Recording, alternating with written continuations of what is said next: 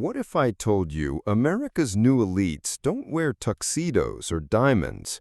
They wear Patagonia vests, drive Teslas, and fill their kitchens with rustic wooden tables that cost more than a small car. That's the strange new world David Brooks described in his book Bobos in Paradise, published in 2000. In it, he introduced us to the bourgeois bohemians, or Bobos, a class of people who quietly replaced the old aristocracy. They are rich, highly educated, and culturally sophisticated, but they reject the old symbols of status. Instead, they express their privilege through taste, authenticity, and virtue. Brooks's book is half social critique, half satire, and it still feels shockingly relevant today. The old elite flaunted their wealth with diamonds, limousines, and exclusive clubs. The new elite avoids this kind of showmanship, but they haven't abandoned privilege. They simply transformed it. Brooks explains that Bobos justify their luxuries by wrapping them in moral meaning.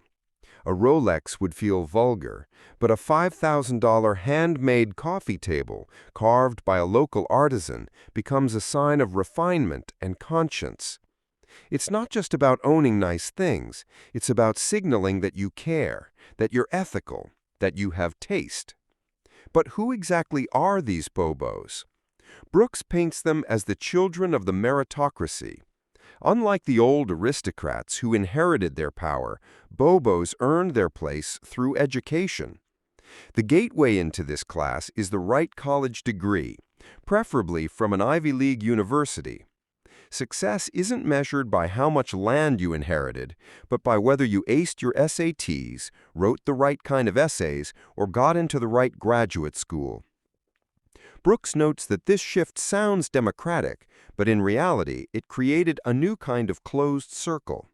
Those who rise through the meritocratic system still form an exclusive club, one guarded by credentials rather than birth certificates.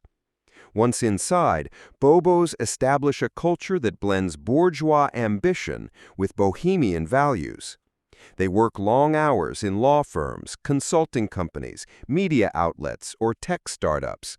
But they also practice yoga, drink craft coffee, and fill their weekends with bike rides and art exhibits. They are wealthy professionals, but they hate looking like wealthy professionals. They adopt the manners of artists and activists while keeping the salaries of bankers. This hybrid identity is the heart of the Bobo phenomenon. Brooks devotes much attention to how Bobos consume. For them, shopping is not about extravagance, but about signaling authenticity. They don't want mass-market goods, they want artisanal products. They don't flaunt yachts, they flaunt their commitment to sustainability. They are the people who will drive across town to buy organic vegetables, who will spend thousands on a rustic cabin getaway, who will pay extra for clothes that look simple but are marketed as eco-friendly. Brooks is funny when he describes the irony. They still spend as much as the old rich, but they frame their purchases as morally elevated. Consumption becomes a performance of virtue. Work, too, takes on a different meaning for the Bobos. They don't see jobs as just a way to make money. Careers are supposed to express identity and moral purpose. They choose professions that carry prestige not only for the salary, but also for their symbolic value. A lawyer might work 80 hours a week and earn a fortune, but he frames his job as a way of making a difference in society. A tech entrepreneur might amass billions, but she presents herself as disrupting the world for the greater good. Brooks points out that this blending of ambition and moralism creates its own contradictions. Bobos work harder than almost anyone, yet they talk about balance and authenticity. They sacrifice family time for professional success, even as they insist that they value community above all. Religion also looks different in the world of the Bobos. They often reject traditional institutions, but still search for meaning. Instead of attending church, they go on meditation retreats, take yoga classes, or read self-help books. They crave spiritual fulfillment, but in a secular, customizable form. Brooks writes that they want transcendence, but not dogma. They want to feel connected to something bigger, but without the authority of organized religion telling them what to do. This spiritual but not religious ethos became one of the defining traits of the early 2000s elite, and it has only spread further since. One of the most striking aspects of the book is what Brooks calls the Bobo paradox. Bobos think of themselves as progressive, egalitarian, and anti-elitist. They make fun of the snobbishness of old-money aristocrats. They dress casually, eat at neighborhood cafes, and try to appear approachable. But in practice, they hold enormous cultural power. They dominate the universities, the media, the arts, and increasingly the corporate world. They decide what is tasteful, what is virtuous, and what is respectable. By rejecting the old elite style of privilege, they created a subtler but in some ways stronger elite identity. They claim to be just like everyone else, yet they set the rules for everyone else. Brooks doesn't just critique them, he also admits they're admirable in certain ways. They care about ethics, they want their wealth to mean something, and they search for authenticity in a shallow world. But the satire cuts deep. Bobos are blind to how their lifestyle reinforces inequality. They tell themselves they earned everything through merit, but the system favors those who already had advantages. They believe they're rejecting elitism, but their artisanal shopping, elite degrees, and cultural authority keep them firmly on top. The most colorful parts of the book come from the little portraits Brooks draws of everyday Bobo life.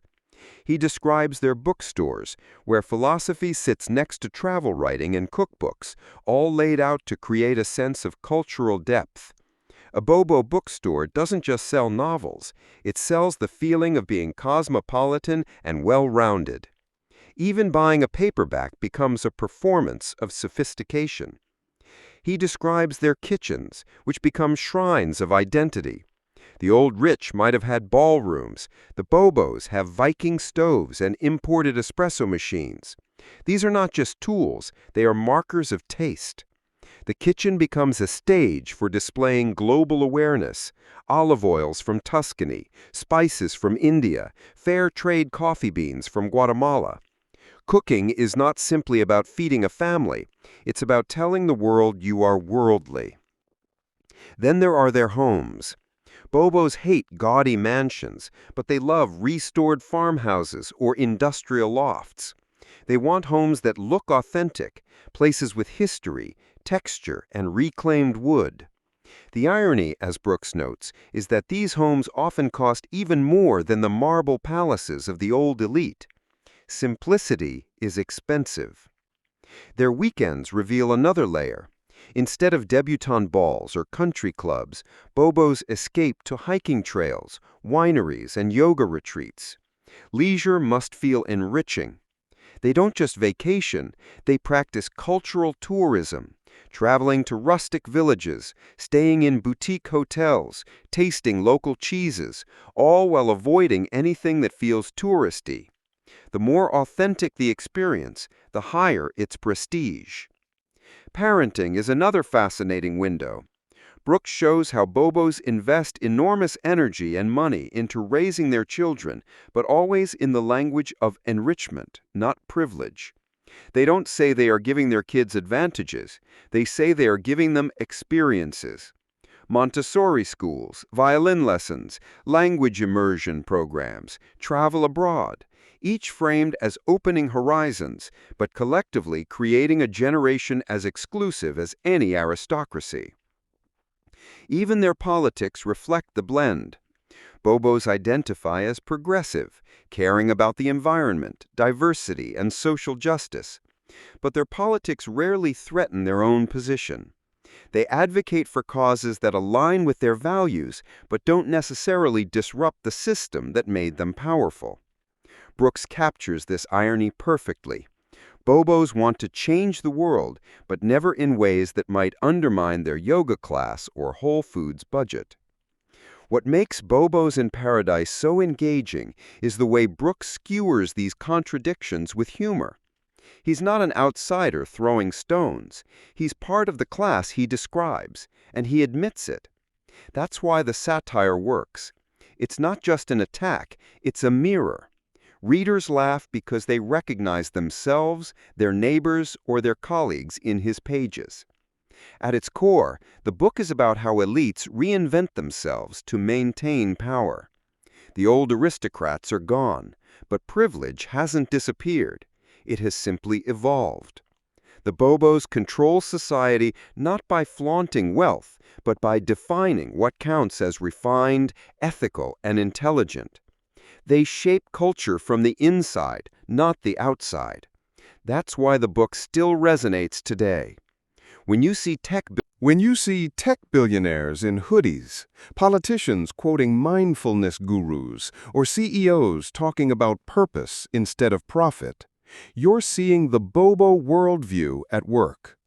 David Brooks wrote Bobos in Paradise at the dawn of the 21st century, but it reads almost like prophecy. He showed us how elites would merge money with morality, status with virtue, ambition with authenticity. They became the tastemakers, the cultural leaders, and the quiet rulers of American life. The Bobos are everywhere, and once you know the term, you start to see them in every corner of modern culture. So next time you notice someone bragging about their minimalist lifestyle, sipping organic coffee after a yoga class, or humble bragging about their sustainable vacation, remember, they might just be a Bobo. And as Brooks reminds us, the world we live in today is very much their paradise.